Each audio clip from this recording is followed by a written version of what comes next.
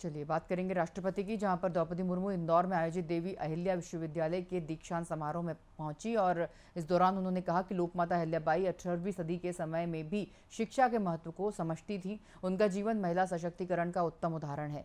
और राष्ट्रपति ने आगे कहा कि भविष्य में आप किस क्षेत्र में या किस पद पर कार्य करेंगे, इसका निर्णय आपकी क्षमता और आपकी रुचि पर आधारित होना चाहिए।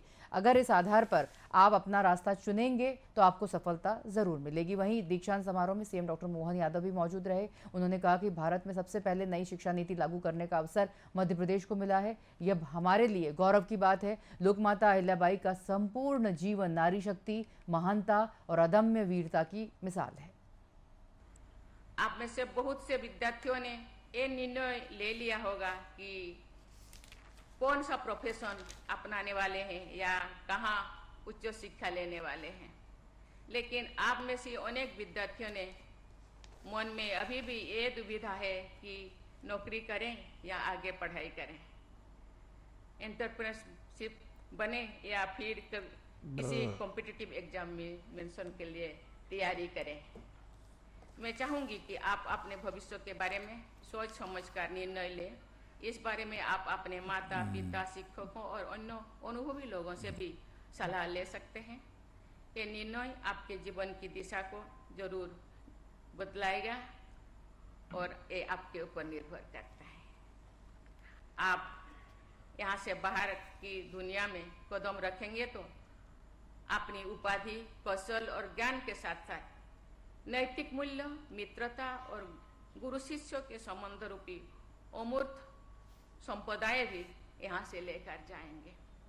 आपको लोग पूछेंगे कौन सी यूनिवर्सिटी से आप आए हैं, आपका गुण, आपका व्यवहार इस विश्वविद्यालय का नाम बाहर में भी जरूर प्रदर्शित होगा। ये आपके गुण, आपके व्यवहार के द्वारा, आपके ज्ञान द्वारा। इसीलिए आप में से प्रत्येक की अलग अलग जो क्षमताएं होंगी, उसी क्षमता के अनुरूप इस विश्वविद्यालय, ये शहर, ये प्रदेश, ये देश का नाम आपका रोशन करने के लिए आपका जो भूमिका होगा बहुत बड़ा होगा। इसीलिए इसके लिए आपको मेहनत करना होगा और आगे बढ़ना होगा। भविष्य में आप किस क्षेत्र में या किस पद पर कार्य करेंगे, इसका निर्णय आपकी क्षमता और आपकी रुचि पर आधारित होना चाहिए। अगर इस आधार पर आप अपना रास्ते चुनेंगे तो आपको सफलता जरूर मिलेगी।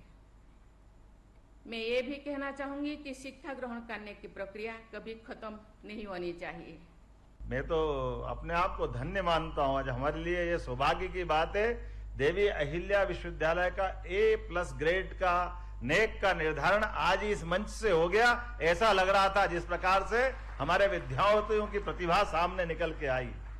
मैं सौभाग्यशाली हूं, आज के हमारे कार्यक्रम की मुख्य अतिथि भी कमोबेश उस कठिन दौर से ही निकल के आई जो माननीय महामहिम राष्ट्रपति के नाते से हम जानते हैं आज। लेकिन आपने भी अपने जीवन के उन कठिन क्षणों से जी करके, शिक्षा की कठिनाइयों के बाद भी आपने शिक्षा के लिए पूरी शिक्षा पाई और जीवन के तमाम झंझावातों से, सभी प्रकारों से संघर्ष करते हुए मैं मान के चलता हूं आपका जीवन भी धन्य है।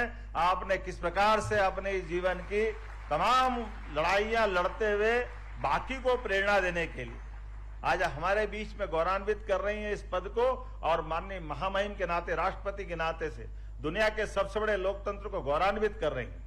न केवल एक क्षेत्र में बल्कि और महत्व का मामला, आपने तो शिक्षा के क्षेत्र से अपनी यात्रा प्रारंभ की।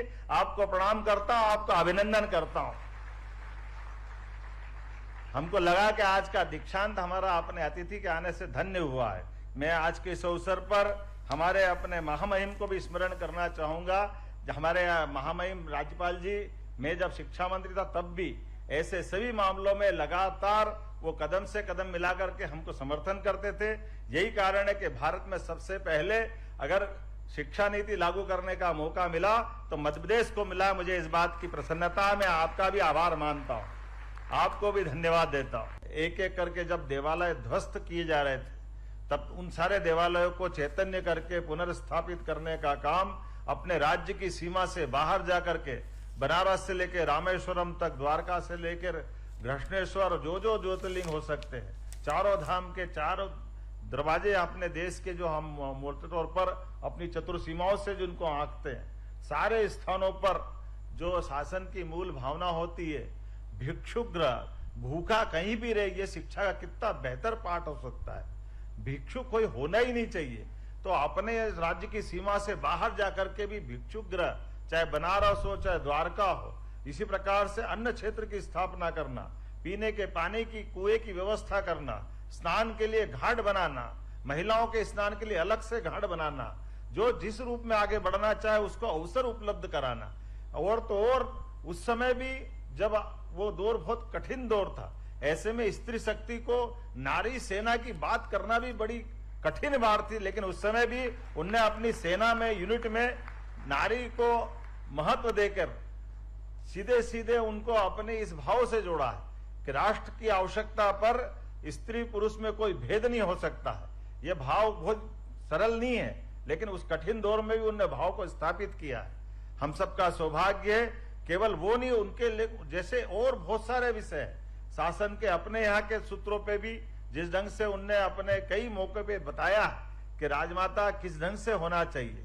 हमारे लिए आज वो सौभाग्य की बात है, उनके नाम पर स्थापित आज इस अहिल्या विश्वविद्यालय में उनका 300वां जयंती वर्ष भी चल रहा है।